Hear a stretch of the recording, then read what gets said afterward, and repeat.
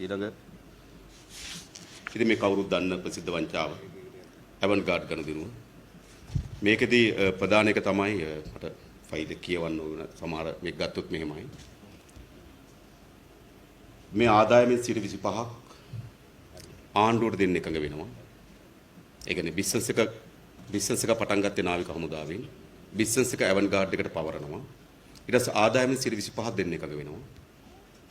ඊට පස්සේ මම නම් පැටල නිසා කියන්නේ නැහැ. එක නාවික හමුදාපතිවරයෙක් ඒ 25 23ට වගේ අඩු කරනවා. අඩු කරලා ඊළඟ යා විශ්‍රාම ගියාට පස්සේ ඇවන්ගාඩ් එකේ ජොබ් එකට යනවා. ඊළඟ නාවික හමුදාපතිවරයා නැවත මේක අඩු කරනවා. අඩු කරලා ඔහුත් විශ්‍රාම ගියාට පස්සේ ඇවන්ගාඩ් එකේ උපදේශකෙක් වෙනවා. ඊළඟ කෙනා මේක 17ට අඩු කරනවා. මට ගණන් ටික බලන්න තියෙන්නේ. ඊට පස්සේ ඔහු ඇවන්ගාඩ් එකේ ජොබ් එකට යනවා. ඒ නිසා හිතාමතාම තමන්ගේ රාජකාරිය තමන්ගේ හිතවත් ව්‍යාපාරිකයන්ට අයිතු ධනෙ උපයා ගැනීම සඳහා කටයුතු කරාද කියන සැකේ මේක ඇතුළේ තිබෙනවා. ඒකේ විශාල පරීක්ෂණ ගුණයක් තිබෙනවා. මේක තමයි මම හිතන්නේ ඔබට මතක ඇති ගෝඨාභය රාජපක්ෂත් හිටපු නාවික හමුදාපතිවරු තිදෙනා මේ අනුව මහේස්ත්‍රාත් අධිකරණයට කැඳවුවා. නෑ හයි කෝට් එකට නේ. හයි කෝට් එකට කැඳවුවා. මහේස්ත්‍රාත් අධිකරණයට කැඳවුවා. මහේස්ත්‍රාත් අධිකරණයට කැඳවීම නිසා තමයි මෛත්‍රීපාල සිරිසේනට ඩෝන් ගියා. මෛත්‍රීපාල සිරිසේන එදා තමයි දිල්රුක්ෂි ඩයස් ඒ කියන්නේ අල්ලාස් කොමිසමේ සභාපති අධ්‍යක්ෂ ජනරාල්වරියට ඉවත් වෙන්න කියන වගේ තර්ජනයක් කරේ. ඒතර හොඳින් තේරුම් ගන්න.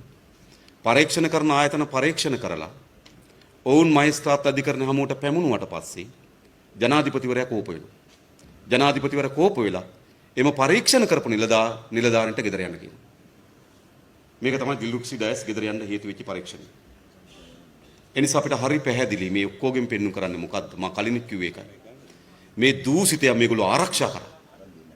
පරීක්ෂණ නිලධාරීන් අඩපණ කරා. ඒගොල්ලෝ බිය වැද්දුවා. සමහර අය මම දන්නවා සමහර අයට හිරේ යන්න වුණා. පරීක්ෂණ නිලධාරීන්ට අන්තිමේට. ඇයි? ඒගොල්ලන්ට කියනවා මේ ආණ්ඩුව වමනාවක් නෙවෙයි.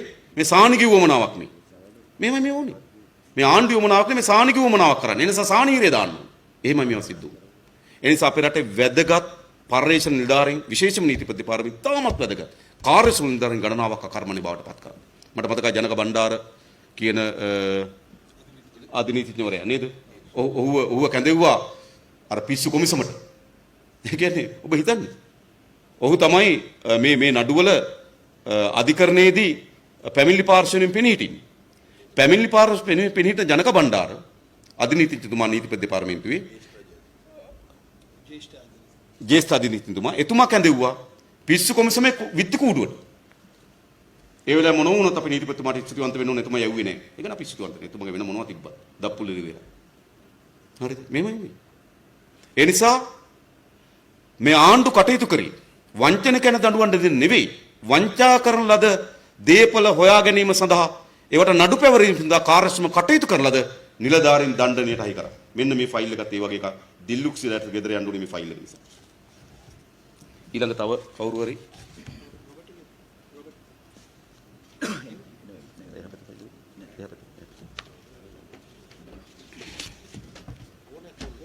ඕනේ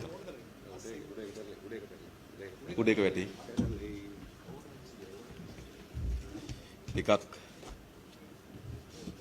මේකත් ප්‍රසිද්ධ එකක් ආයතාලේ වත්කනම් සිංහ මහින්දානන්ද අලුත්දුම්කි මේකදී කවුරුත් දන්න ප්‍රසිද්ධ වර්තාවක් කරෙමෙත් තියන්නේ